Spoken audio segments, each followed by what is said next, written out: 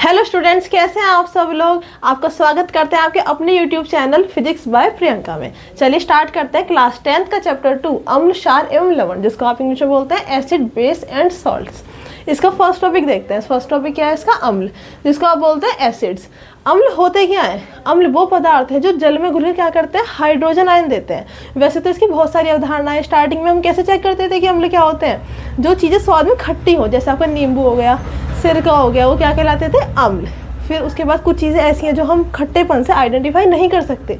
फिर हमने क्या किया? हमने लिटमस पेपर से चेक करना स्टार्ट किया। जो नीले लिटमस पेपर को लाल कर देता है वो क्या कहलाता है? अम्ल। और जो लाल लिटमस पेपर को नीला कर दे वो क्या कहलाएगा? आपका क्षार।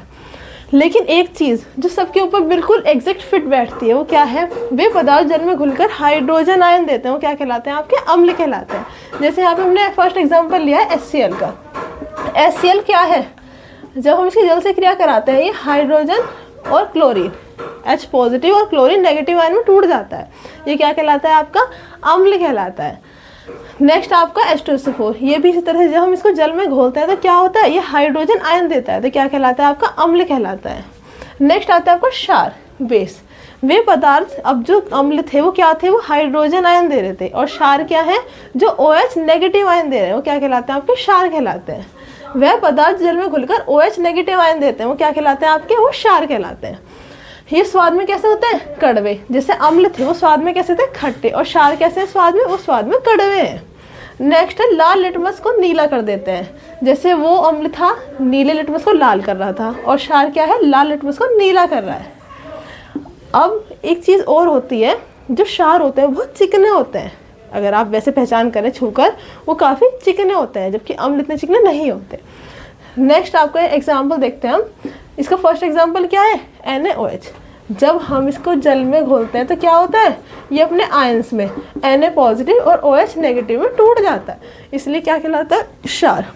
ऐसे ही आपको KOH है। जब हम इसको जल में घोलते हैं तो क्या होता है? ये K पॉजिटिव और OH नेगेटिव आयन देता है, तो क्या कहलाता है? आपका क्षार। अब थर्ड नंबर पे आता है आपका लवण, सॉल्ट्स।